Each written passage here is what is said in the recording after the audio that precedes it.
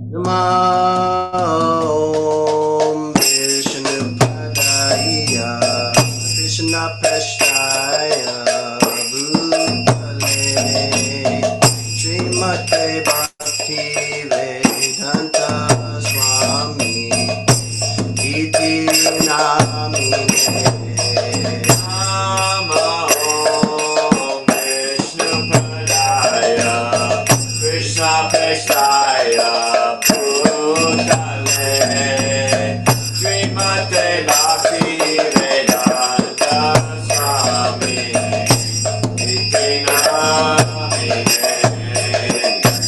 Namaste Saraswati Deve Gaudavani Pacharine Nirvishesha Shunyavadi Paschatya Desha Tarine Namaste Saraswati Deve Gaudavani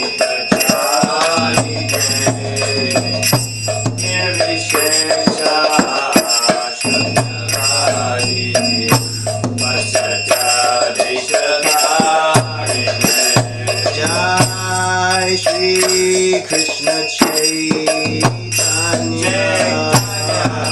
Prabhu Nityananda Shri Advaita Gadadhar Shri Vasadi Gaura Bhakta Vrinda Shri Krishna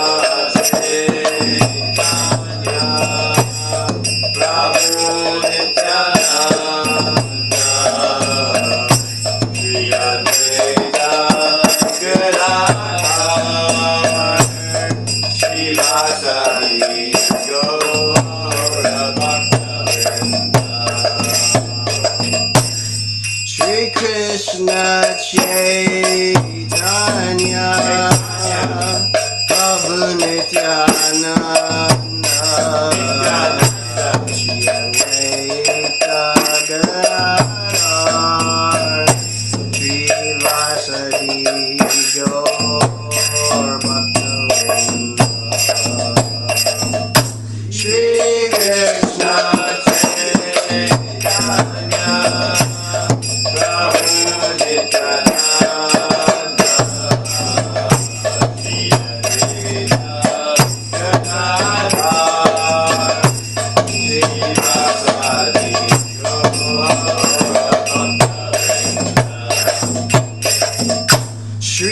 Krishna Chaitanya Prabhu Nityananda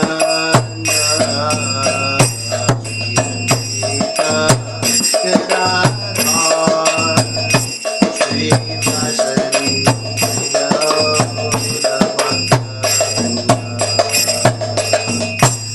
Shri Krishna Chaitanya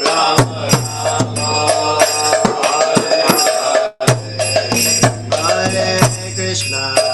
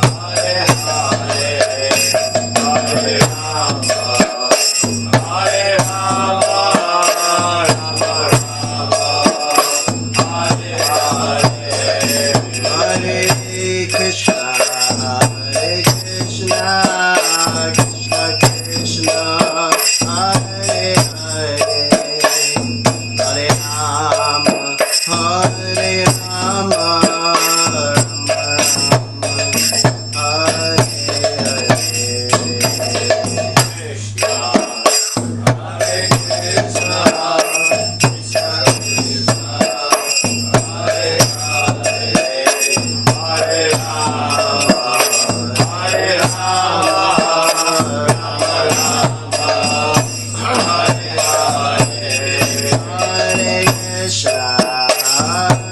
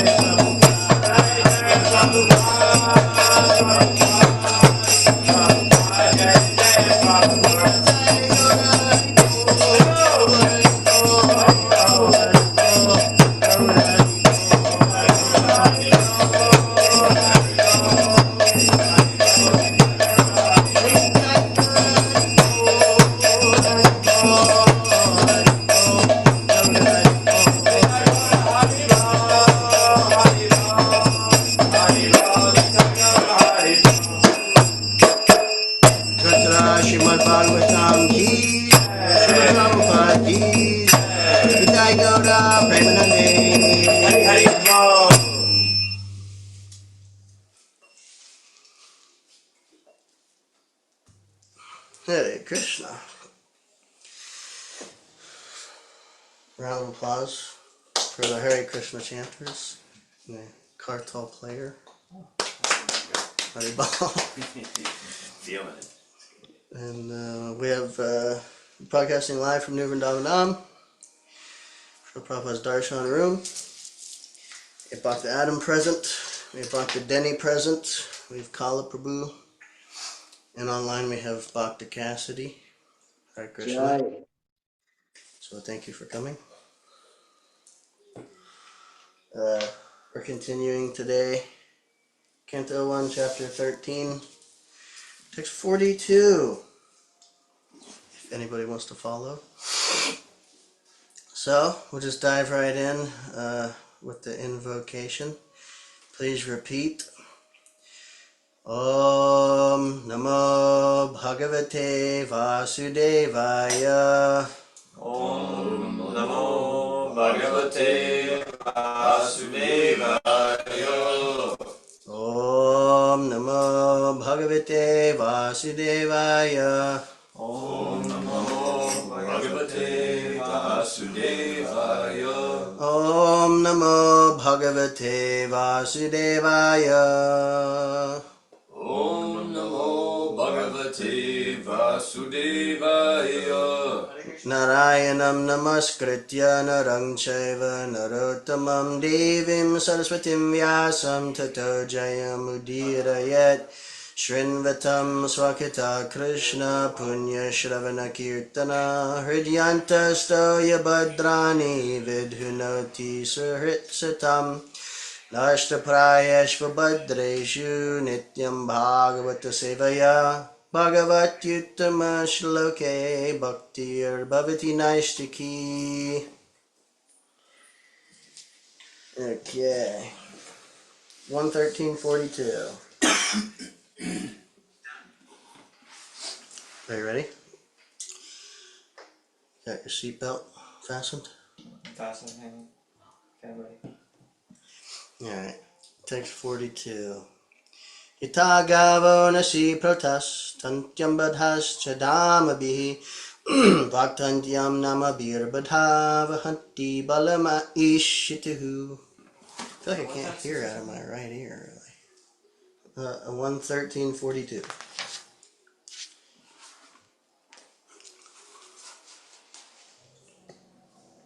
Okay. 1 second. Okay. Translation. As a cow bound through the nose by a long rope is conditioned, so also human beings are bound by different Vedic injunctions and are conditioned to obey the orders of the Supreme. Purport. Every living being, whether a man or an animal or a bird, thinks that he is free by himself. But actually, no one is free from the severe laws of the Lord. The laws of the Lord are severe because they cannot be disobeyed in any circumstance. The man-made laws may be evaded by cunning outlaws, but in the codes of the supreme lawmaker there is not the slightest possibility of neglecting the laws. A slight change in the course of God-made law can bring about a massive danger to be faced by the lawbreaker. Such laws of the Supreme are generally known as the codes of religion, under different conditions. But the principle of religion everywhere is one and the same, namely, obey the orders of the Supreme God, the codes of religion. That is the condition of material existence. All living beings in the material world have taken up the risk of conditioned life by their own selection and are thus entrapped by the laws of material nature. The only way to get out of the entanglement is to agree to obey the Supreme. But instead of becoming free from the clutches of Maya or illusion, foolish human beings become bound up by different nomenclatures, being designated as Brahmanas, Kshatriyas, Vaishyas, Shudras, Hindus, Mohammedans, Indians, Europeans, Americans, Chinese, and many others. And thus they carry out the orders of the Supreme Lord under the influence of respective scriptural or legislative injunctions. The statutory laws of the state are imperfect imitation replicas of religious codes.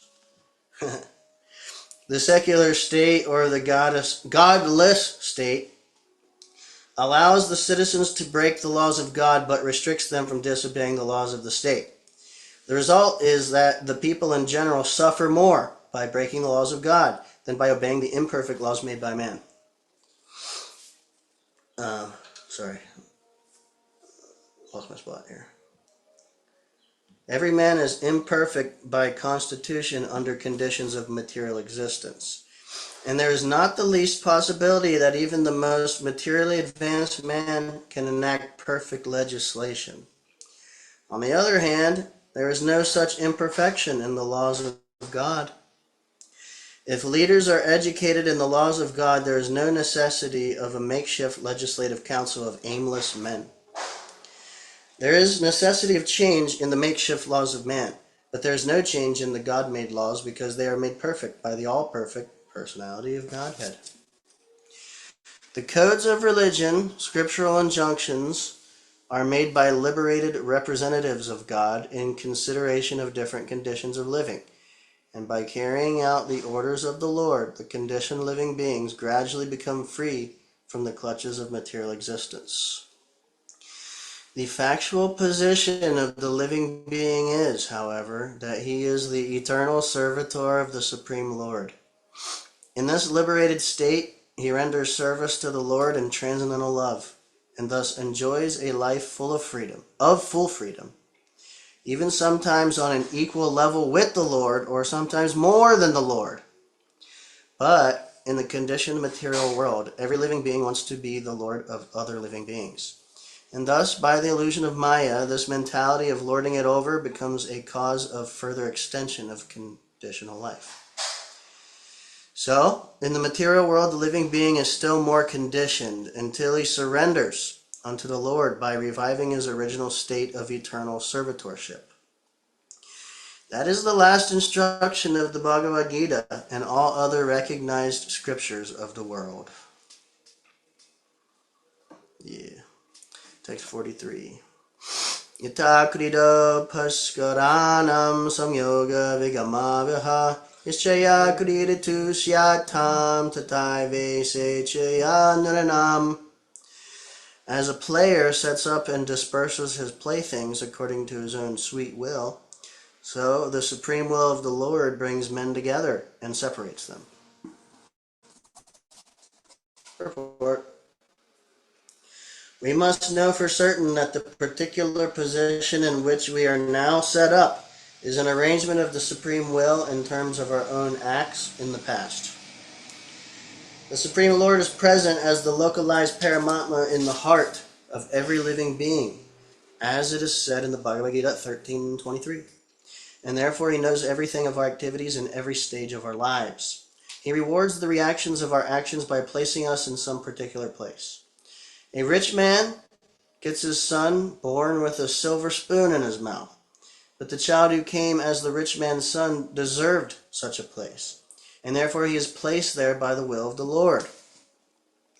And at a particular moment when the child has to be removed from that place, he is also carried by the will of the Supreme, even if the child or the father does not wish to be separated from the happy relation. The same thing happens in the case of a poor man also. Neither rich man nor poor man has any control over such meetings or separations of living beings. The example of a player and his plaything should not be misunderstood. One may argue that since the Lord is bound to award the reactionary results of our own actions, the example of a player cannot be applied. I'll read it again.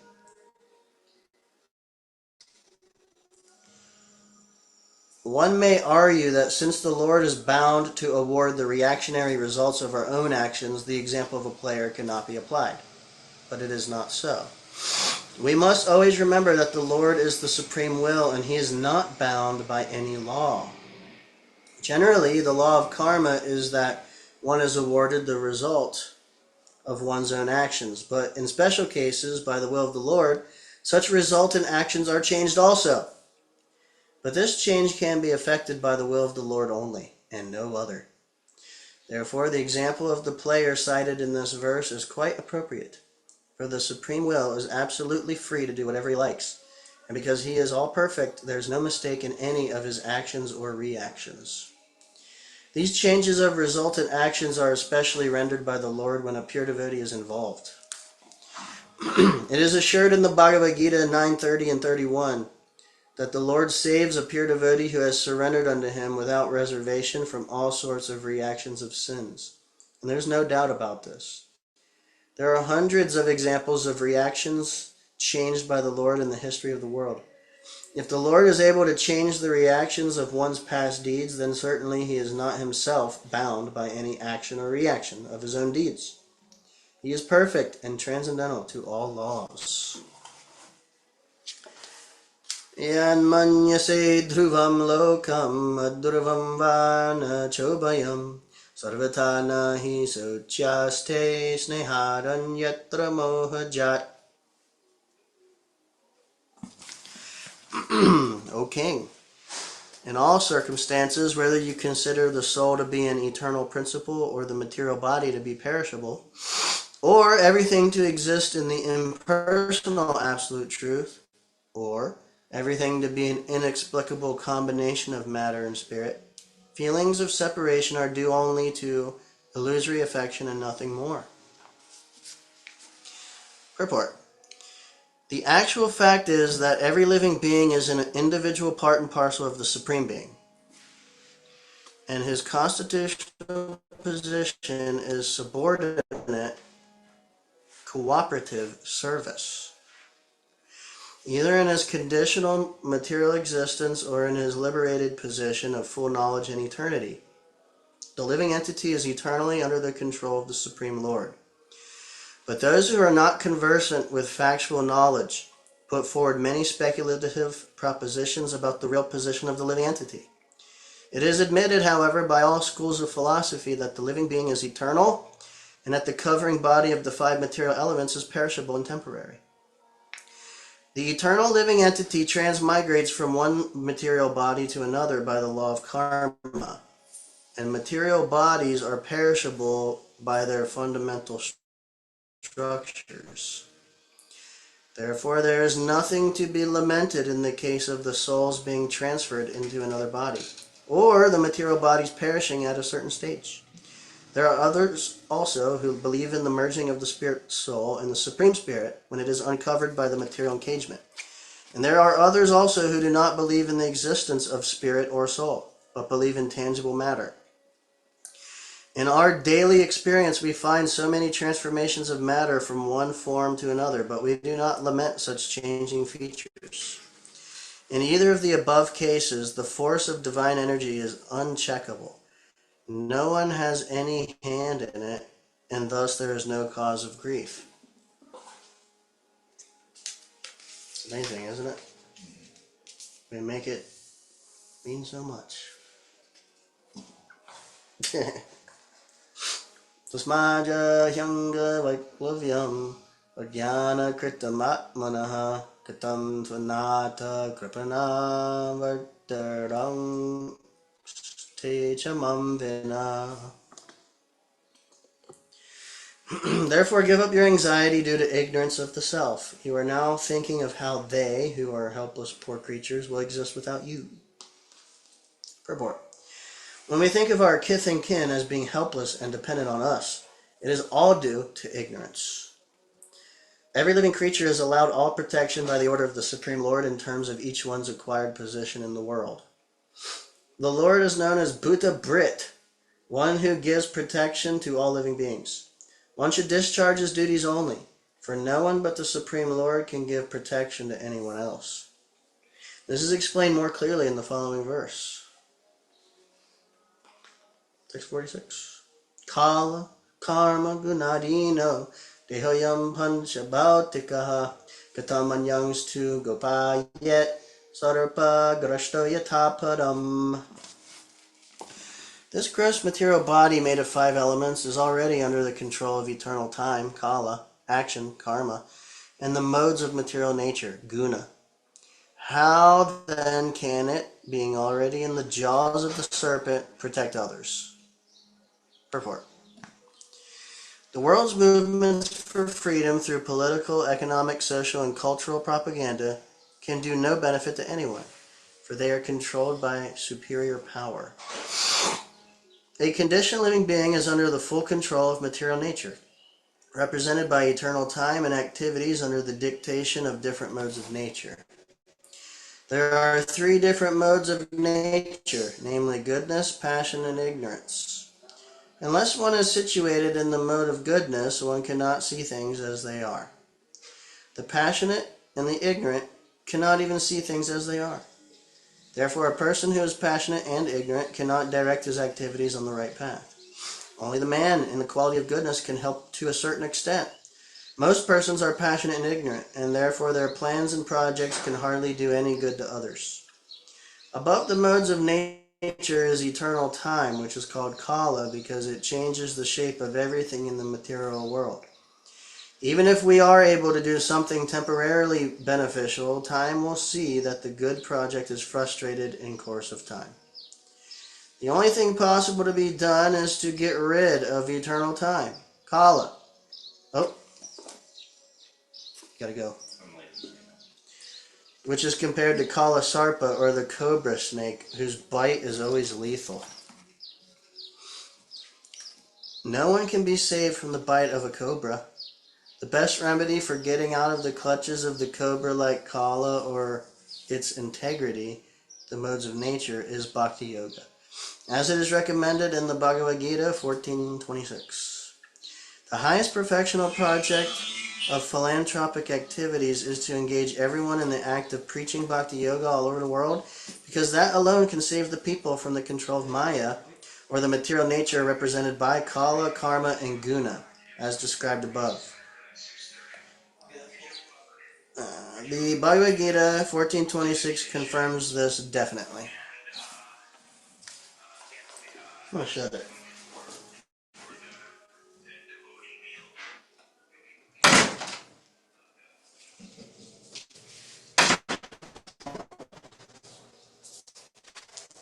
And we're live. Pardon me. Okay. Text 47. Ahastani sahastanam apadani chatushpadam Paguni tatra mahatam jiva jivasya jivanam. Famous verse. Those who are devoid of hands are prey for those who have hands. Those who are devoid of legs are prey for the four-legged. The weak are the subsistence of the strong, and the general rule holds that one living being is food for another. Report. The systematic law of subsistence and the struggle for existence is there by the supreme will, and there is no escape for anyone by any amount of planning. The living beings who have come to the material world against the will of the Supreme Being are under the control of a supreme power called Maya Shakti, the deputed agent of the Lord, and this Daivi Maya is meant to pinch the conditioned souls by threefold miseries, one of which is explained here in this verse. The weak are the subsistence of the strong. No one is strong enough to protect himself from the onslaught of a stronger, and by the will of the Lord there are systematic categories of the weak, the stronger, and the strongest. There is nothing to be lamented if a tiger eats a weaker animal, including a man, because that is the law of the Supreme Lord. But although the law states that a human being must subsist on another living being, there is the law of good sense also. For the human being is meant to obey the laws of the scriptures. This is impossible for other animals. The human being is meant for self-realization, and for that purpose he is not to eat anything which is not first offered to the Lord. The Lord accepts from his devotee all kinds of food preparations made of vegetables, fruits, leaves, and grains. Fruits, leaves, and milk in different varieties can be offered to the Lord, and after the Lord accepts the foodstuff, the devotee can partake of the prasad, by which all suffering in the struggle for existence will be gradually mitigated. That's pretty amazing. Just by taking Krishna prasadam. Whoa. I'm going to read that again. Fruits, leaves, and milk in different varieties can be offered to the Lord, and after the Lord accepts the foodstuff, the devotee can partake of the prasad, by which all suffering in the struggle for existence will be gradually mitigated. That's awesome. This is confirmed in the Bhagavad Gita 9:26. Even those who are accustomed to eat animals can offer foodstuff, not to the Lord directly, but to an agent of the Lord, under certain conditions of religious rites. See, this point right here, if we might have like a fanatical devotee, Hare Krishna devotee, and then if they see somebody doing this, they'll like sometimes they won't accept it. What Prabhupada just said, Krishna. Injunctions of the scriptures are meant not to encourage the eaters of animals, but to restrict them by regulative principles. The living being is the source of subsistence for other stronger living beings. Now one should be very anxious for his subsistence in any circumstances, because there are living beings everywhere, and no living being starves for want of food at any place. Maharaj Yudhisthira is advised by Narada not to worry about his uncle's suffering for want of food, for they could live on vegetables available in the jungles as prasad of the Supreme Lord, and thus realize the path of salvation. Exploitation of the weaker living being by the stronger is the natural law of existence. There is always an attempt to devour the weak in different kingdoms of living beings. There is no possibility of checking this tendency by any artificial means under material conditions. It can be checked only by awakening the spiritual sense of the human being by practice of spiritual regulations. The spiritual regulative principles, however, do not allow a man to slaughter weaker animals on one side and teach others peaceful coexistence. If a man does not allow the animals peaceful coexistence, how can he expect peaceful existence in human society? The blind leaders must therefore understand the Supreme Being and then try to implement the kingdom of God. The kingdom of God, or Ram Rajya, is impossible without the awakening of God consciousness in the mass mind of the people of the world. Any points? A little early, but Hare Krishna. any discussion points? Any both? Hey, sorry. What was your point about the prasadam? About like new bhaktas? Can you hear me okay? Yeah, I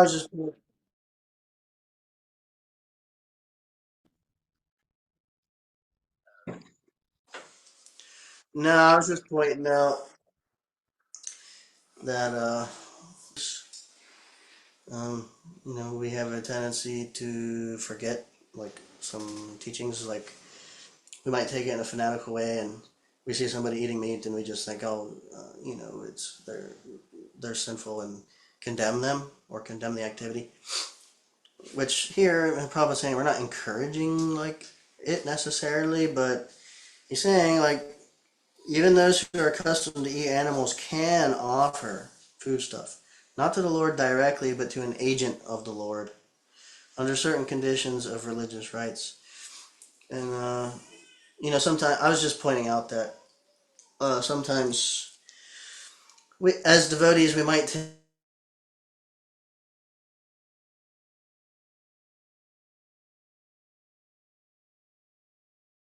teaching and like forget like some of the nuances, and see someone who's doing it without any offering, without any application of devotion, as like non different than someone who may be doing maybe offering it actually in a bona fide way, because we all we see is the action of like eating the meat, if that makes sense.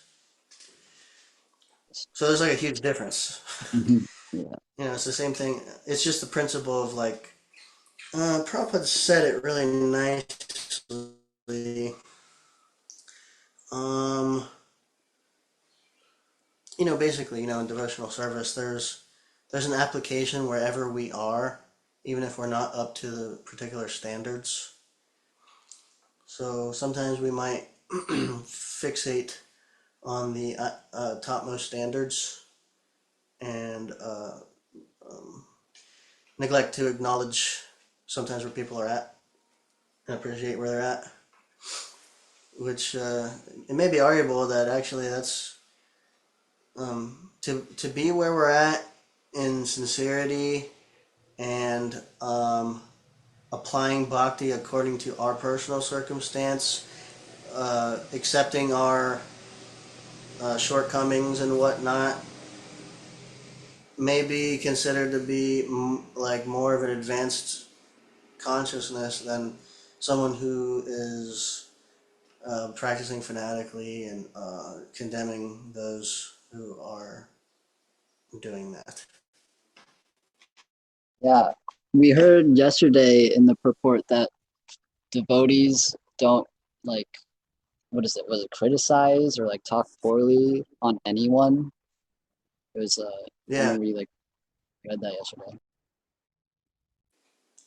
what it was, Prabhupada said that devotees never find fault with anyone. Right, right. That's literally verbatim what he said.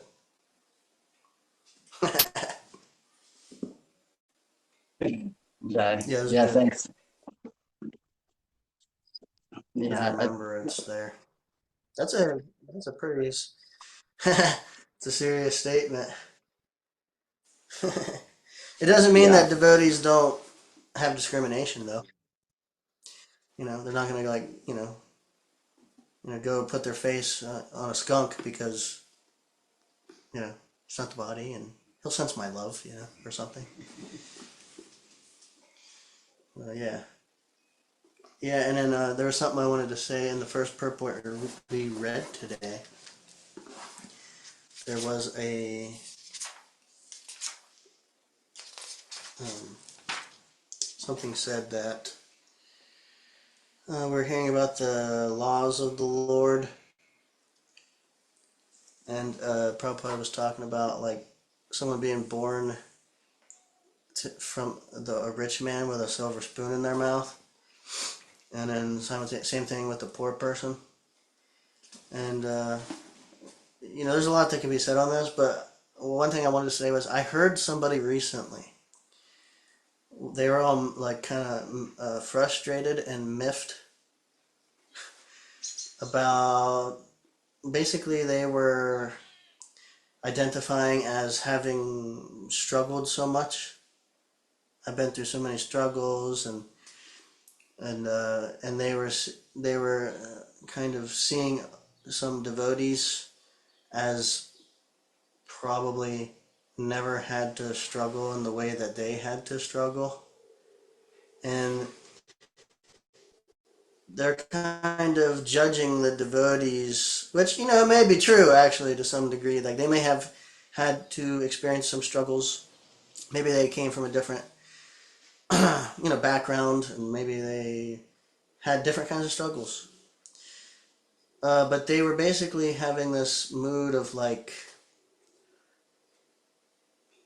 almost that they were lesser, or that I deserve something, or like judging them that they're not qualified because maybe I think in their perspective that these particular individuals were not able to relate with people, or their focus wasn't on people and understanding people's struggles, and maybe they felt some kind of rift or something in that way.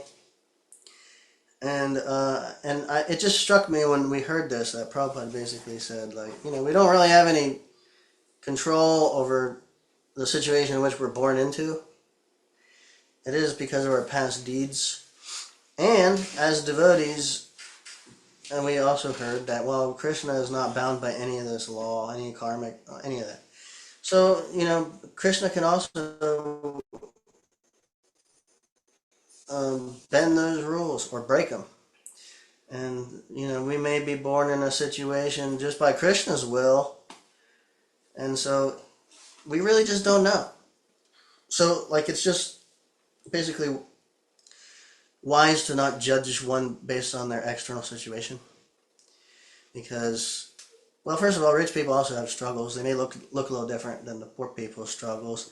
Prabhupada does say that being wealthy can be like a somewhat of a disqualification, but it's not like necessarily a law. It can go either way, because sometimes devotees, like the way Krishna interacts with devotees is he won't give you material resources unless he knows that you can handle it in devotional service. And so there's a big difference between a devotee who's been blessed with certain resources to engage in devotional service and just someone who karmically has a bunch of money or something. And then even if someone does karmically have a bunch of money, it doesn't necessarily mean that they're uh, less advanced, or like think about George Harrison. You know, he had devotion and he engaged his resources in serving Srila Prabhupada. And, you know, he more than likely, he probably did a lot more service than a lot of poor hippies that came and showed up and then left in a week, you know. So, anyway, we just got to be careful about, judging people, basically, is the point. And I thought that purport was really good for that.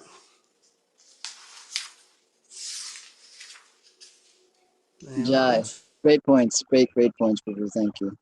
Yeah. Hare Krishna.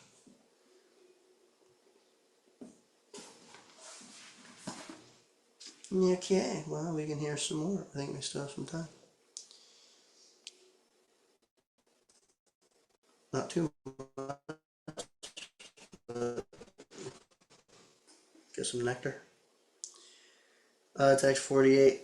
Taridam Bhagavan Rajanika Atmatmanam Sudrik Antaro Nantaro Bhati Pashatam Maya Yorudha.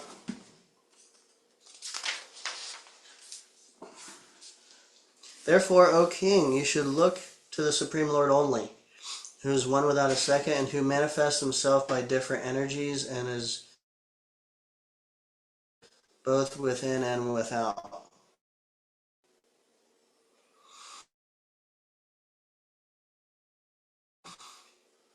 Purport. The Supreme Lord, personality of Godhead, is one without a second, but he manifests himself by different energies because he is by nature blissful. The living beings are also manifestations of his marginal energy. Qualitatively one with the Lord, and there are innumerable living. The world is a manifestation of the Lord's internal energy. The living beings within that internal potency are qualitatively one with the Lord, without contamination from the external potency. Although qualitatively one with the Lord, the living being world, such experiences are all ephemeral and do not affect the spirit soul. The perception of such ephemeral happiness and distress is due only to the forgetfulness of his self from within and without, by which to rectify the fallen condition of the living being. From within, he corrects the desiring living beings as localized Paramatma, and from without, he corrects by his manifest, and should not be disturbed by the so-called manifestations of happiness or distress. But he should try to cooperate with the Lord in his outward activities for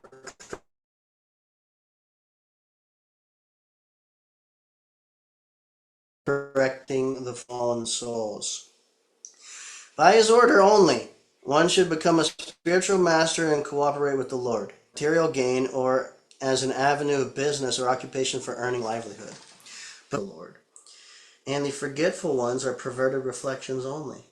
Yudhishthira Maharaj is advised by Narada, therefore, not to be disturbed by the affairs of so-called happiness and distress, but to look only unto the Lord to execute the mission for which the Lord has descended. That was his prime duty. Yamadya Maharaja Bhagavan Bhutta Bhavana Kala Rupa Vatirno Syam Abhavaya Suradvisham.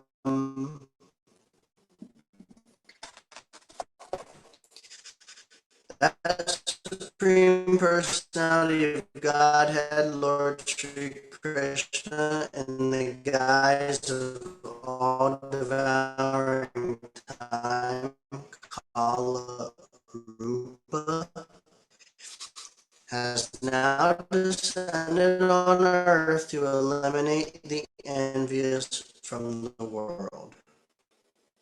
Purport.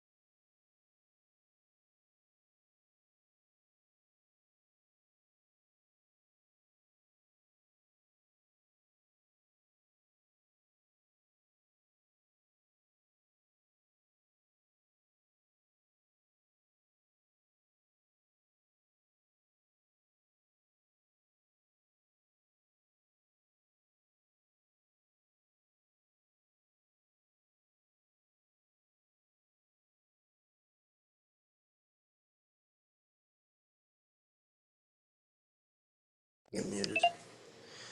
Alright, Ball, are you there, Bhakti? Bhakti left. Alright, well, we'll see. Okay. The predominance of Asuras in the world is occasionally rectified by the Lord when he eliminates them from the world and establishes a rule of Devatas like the Pandavas. His designation as Kala in disguise is significant. He is not at all dangerous, but he is the transcendental form of eternity, knowledge, and bliss. For the devotees, his factual form is disclosed, and for the non-devotees, he appears like Kala Rupa, which is causal form. This causal form of the Lord is not at all pleasing to the Asuras, and therefore they think of the Lord as formless in order to feel secure that they will not be vanquished by the Lord. That's funny. Nishparitam devakrityam avashesham pratikshate tavadyuyam avikshadvam bhavet yavadaheshvaraha. This will probably be the last verse. The Lord has already performed his duties to help the demigods, and he is awaiting the rest. You Pandavas may wait as long as the Lord is here on earth. Purport. The Lord descends from his abode, Krishna Loka, the topmost planet in the spiritual sky, in order to help the demigod administrators of this material world when they are greatly vexed by the Asuras, who are envious not only of the Lord but also of his devotees. As referred to above, the conditioned living beings contact material association by their own choice, dictated by a strong desire to lord it over the resources of the material world, and become imitation lords of all they survey. Everyone is trying to become an imitation god. There is keen competition amongst such imitation gods, and such competitors are generally known as Asuras. When there are too many Asuras in the world, then it becomes a hell for those who are devotees of the Lord. Due to the growth of the Asuras, the mass of people who are generally devoted to the Lord by nature and the pure devotees of the Lord, including the demigods and higher planets, pray to the Lord for relief. And the Lord either descends personally from his abode or deputes some of his devotees to remodel the fallen condition of human society, or even animal society. Such disruptions take place not only in human society but also among animals, birds, or other living beings, including the demigods and the higher planets. Lord Sri Krishna descended personally to vanquish Asuras like Kamsa, Jarasandha, and Shishupal. And during the reign of Maharaj Yudhisthira, almost all these Asuras were killed by the Lord. Now he was awaiting the annihilation of his own dynasty, called the Yadu Vangsha, who appeared by his will in this world. He wanted to take them away before his own departure to his eternal abode. Narada, like Vidura, did not disclose the imminent annihilation of the Yadu dynasty, but indirectly gave a hint to the king and his brothers to wait till the incident happened and the Lord departed. Alright, one more. Chitrashtra saha bratra gandharya cha swabaryaya dakshinena himavata rishinam ashramam gataha. O king, your uncle Dhritarashtra, his brother Vidura, and his wife Gandhari have gone to the southern side of the Himalaya mountains, where there are shelters of the great sages. Purport. To pacify the mourning Maharaj Yudhisthira, Narada first of all spoke from the philosophical point of view, and then he began to describe the future movements of his uncle, which he could see by his foreseeing powers, and thus began to describe as follows. Srila Prabhupada ki. Jai. So, we still have discussion time. Any points anybody wants to share? Right now we're hearing, after the battle of Kurukshetra, all the 100 sons, the Kauravas, they all were killed. And big personalities like Bhimasena, he didn't die on the battlefield, but he was actually, Bhimasena was such an advanced devotee. He actually had a yogic siddh. He's specifically, he was able to choose the time he left his body. And so he was all shot up by arrows, and he was laying there on the bed of arrows. I think people think like it was like arrows were shot into the ground and he's laying on it. They were shot through his body. And so actually he waited there for some time.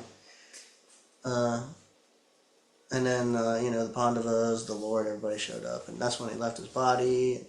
Anyway, so after the battle, Dhritarashtra actually was being taken care of by Maharaj Yudhisthira.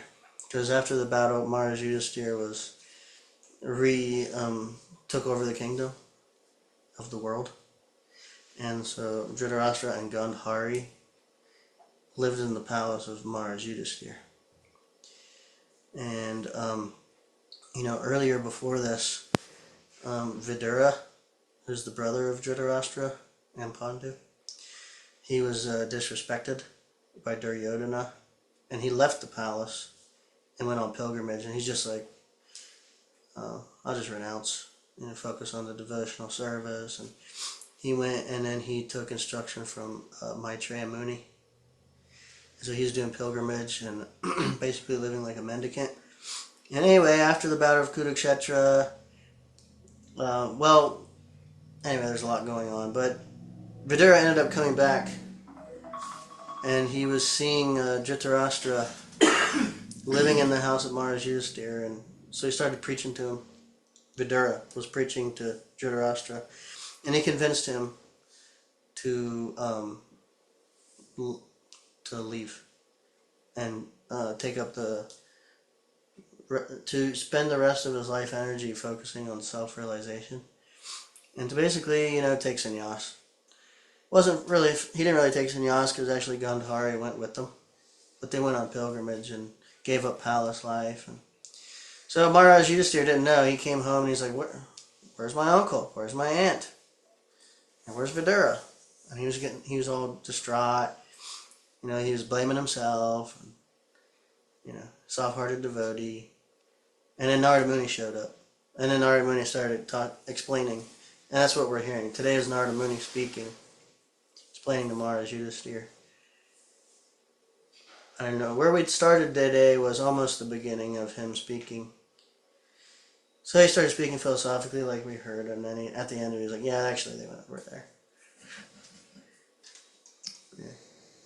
This is nice. That section of Vidura preaching to Dhritarashtra is really nice. He's preaching about renouncing, taking sannyas. There's some really juicy purports there. Nice.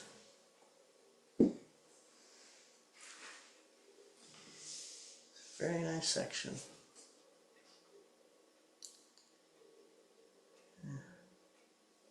Any points? I have a feeling like this thing cut off, so I don't know if this whole second section may be like a separate file. So if it is, I'll probably just post the first one. I'm not able to make them one. So, nothing? Alright. Yeah. Wait a minute. Dr. C's trying to get in.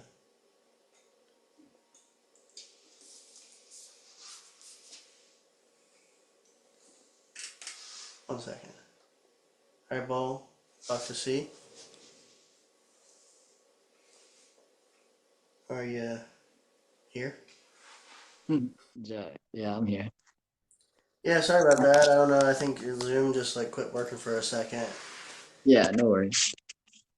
Anyway, we're just, I opened it up for any discussion points. I shared a little bit. Nobody else has anything or doesn't want to say anything. So I'm pretty much just about to end here. Unless you'd like to share anything. Sure. Hmm. What was the last discussion point you said? There's a very nice section of Bhagavatam. Ah, I was Jai. explaining a little bit of like where we are, and like explaining like Battle of Kurukshetra, Mars Yudhisthira, Dhritarashtra living in the palace, and then Vidura coming back, preaching to Mars Dhritarashtra, and then Vidura convincing him to leave, and then Narada Muni coming. And this is what we're hearing now is Narada Muni. So I was explaining that. Jai. Yeah, Narada Muni coming on the scene's awesome. I heard that happen yesterday. I'm so pumped.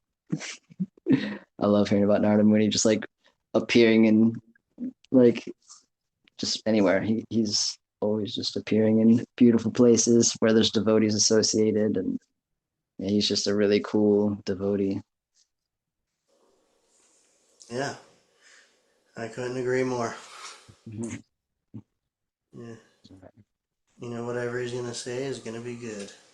Right, right, And he shows up at the right time right. every time. Jai. Yeah, I'm excited to hear more about him. All right. Looking forward to it. Well, all right. Thank you so much. Thank you guys all for coming. I'll go to Srila Prabhupada. Srila Prabhupada ki jai. Vanchakopa Turubhyascha Kripa Sindhubhya Evacha Patitanam Pavanebhyo Vaishnavebhyo Namo Namaha Anantakoti Vaishnavrinda ki jai. Alright, so Krishna willing, hopefully Zoom will work properly so I can post this later, but we'll do what we can. Alright, Krishna. So, alright, Bo. Thank you so much.